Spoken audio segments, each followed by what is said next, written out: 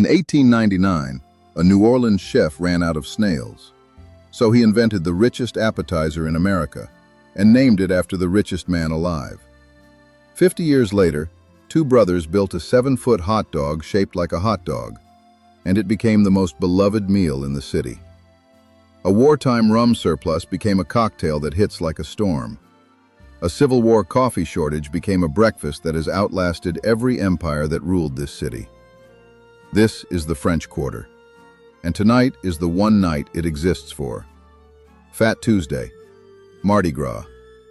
That name is not decoration, it literally means Fat Tuesday, because for centuries this was the day you ate all the fat in the house. Every indulgence, every drop, before 40 days of Lenten fasting began. Tonight we're going to eat and drink our way through it, stop by stop. A trademark war in a neon sleeve, a cake with a baby hidden inside, and stay with me to the end of the night. That hot dog cart, so untouchable that challenging it took a case to the United States Supreme Court. But here's the catch. At the stroke of midnight, all of this stops.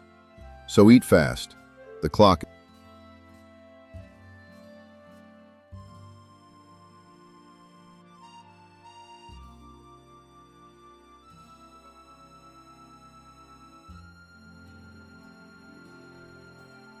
Our night starts early, at 7, on St. Louis Street, because you don't walk into Antoine's without a plan. This is the oldest family-run restaurant in America. It opened in 1840, before the Civil War, and it has never once left the family of Antoine Alciatore. 21 years before Escoffier organized his first kitchen brigade, there was already a French kitchen here, run by a man who left Marseille with a recipe book and a theory that America was ready for French food. His son would prove him right, and in the process, invent the most famous oyster dish. 1899.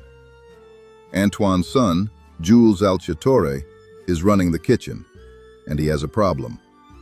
The restaurant's signature dish is snails, escargot, and the snails have stopped arriving from France. As the family tells it, Jules looked at what Louisiana had in absurd abundance, oysters, and rebuilt the dish from scratch. Oysters on the half-shell, baked under a blanket of butter, herbs, and breadcrumbs, a sauce so green it looked like money, so outrageously rich that it needed a name to match.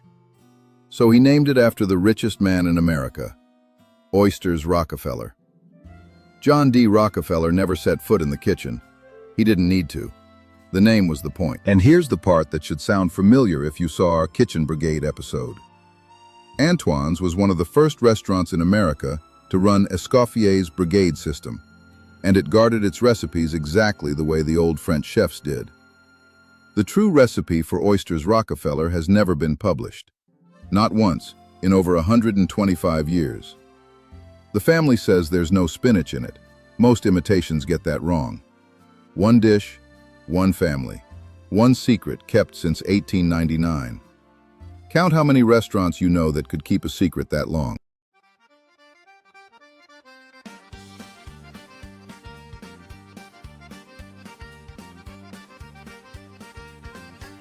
"9 o'clock. 2 blocks over, on St. Peter Street, to a bar that started as a crime scene. During Prohibition, this was a speakeasy. As the story goes, you got in through a door on Royal Street with a password. Storms brewing. When Prohibition ended in 1933, Pat O'Brien turned his speakeasy legitimate. But his greatest invention was still a decade away, and it would take a world war to force it into existence. Here's the situation in the 1940s. The war has strangled imports. Whiskey and scotch are nearly impossible to get. But rum comes from the Caribbean, right down the river, and there's an ocean of it. As the story goes, liquor distributors squeezed bar owners. You want 1 case of whiskey, you buy 50 cases of rum. So Pat O'Brien had a problem shaped exactly like Jules Alciatore's snails. Too much of one thing, and a bar full of thirsty customers. The answer? 4 ounces of rum, a genuinely irresponsible amount. Passion fruit, lemon, and grenadine, poured into the tall, curved glass of a hurricane lamp. Because in New Orleans, you name a drink after what it feels like when you drink it. the hurricane. A drink invented to burn through a surplus became the single most famous cocktail in New Orleans. Today, Pat O'Brien sells more of them than anyone can count, in that same lamp-shaped glass. Not bad for a drink nobody wanted to invent. And hey, if these stories are earning their keep tonight, tap the like button. It genuinely helps the channel, and it costs you less than a hurricane. 11 o'clock, and now we're on Bourbon Street, holding the drink your doctor warned you about. 1984. New Orleans hosts the World's Fair, and two friends, Earl Bernhardt and Pam Fortner, open a booth that does well enough to become a bar on Bourbon Street, Tropical Isle. They need a signature drink to compete on the loudest street in America. What they invent is the hand grenade, melon green, deceptively sweet, served in a tall neon sleeve shaped like a grenade, and marketed with a slogan they would defend like a fortress. New Orleans' most powerful. Because here's what most people don't know about the silliest looking drink in the quarter. It's one of the most aggressively protected recipes in American bar history. The name, the grenade sleeve, even that slogan, all trademarked. The owners have taken bar after bar to court for imitating it, and they win. The recipe itself? Secret. Sound familiar? A guarded recipe, a name built for marketing, an icon of the city. The hand grenade is Oyster's Rockefeller with a neon sleeve, invented 85 years later, 2 blocks away, by exactly the same playbook.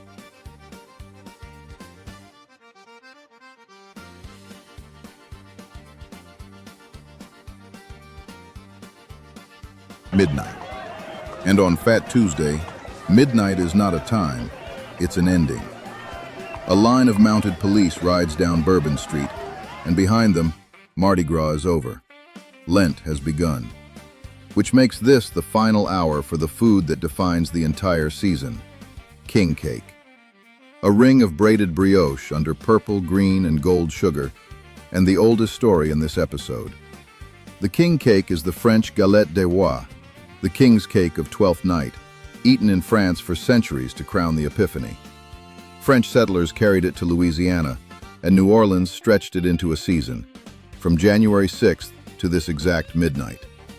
The last slice of the year is being eaten right now, somewhere, as the horses clear the street. And then there's the baby. Hidden somewhere inside every king cake is a tiny plastic baby, and whoever bites into it isn't just lucky. They're obligated. Tradition says the baby finder buys the next cake, or hosts the next party, which means one king cake automatically creates another. It is a pastry with a built-in sequel. The French hid a bean, then porcelain figures. New Orleans bakeries made it a baby, and as the story goes, one legendary local bakery, McKenzie's, popularized the plastic version simply because it was what they could get in bulk. The colors, by the way, mean something. Purple for justice, green for faith, gold for power. The colors of Mardi Gras royalty since the 1870s. Faith, justice, power, and a choking hazard. That's New Orleans baking.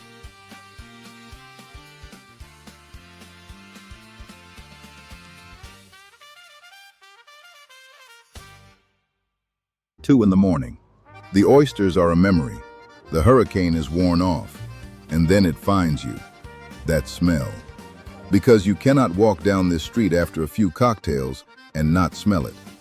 Grilled sausage and onions and steam, drifting through the humid air, pulling every single person still standing on Bourbon Street toward the same glowing beacon. A 7-foot-long hot dog on wheels, the world-famous Lucky Dog cart. They've been here since 1947, when two brothers, the Loyacanos, bet that a city full of hungry people leaving bars at all hours needed exactly this. As the story goes, their first cart, cast in plaster of Paris, fell apart almost immediately. The second, built from sheet metal, became a landmark on wheels. 7 feet of steel shaped like a hot dog in a bun, selling exactly what you think they sell. An institution so beloved that a Pulitzer Prize-winning novel, A Confederacy of Dunces, is widely believed to have put its hero to work pushing one of these very carts. But the reason the lucky dog is still here, alone, unchallenged, on the most valuable street corners in the South, is not nostalgia. It's law. In the 1970s, New Orleans decided pushcart vendors were cluttering the French Quarter and passed an ordinance banning them, with one exception. Any vendor who had operated in the quarter for more than 8 years could stay. Exactly one hot dog vendor qualified: Lucky Dogs. A rival vendor sued the city, arguing that a law protecting one company was unconstitutional. And the case, City of New Orleans versus Dukes, went all the way to the United States Supreme Court. 1976. The court sided with the city. The grandfather clause stood, and with it, Lucky Dogs became something almost no business in America has ever been: a legally protected street food monopoly. The dish so rich they named it after Rockefeller gets imitated everywhere. The $2 hot dog? That one is protected by the Supreme Court of the United States. And when Hurricane Katrina emptied the city in 2005, one of the first signs of life to return to the French Quarter, before some of the grand restaurants had even reopened, was a Lucky Dog cart, rolling back onto its corner. Because that's the real story of this whole night. Antoine survived the Civil War. Pat O'Brien's outlasted Prohibition. The king cake outlived empires. In New Orleans, food isn't just invented, it refuses to leave.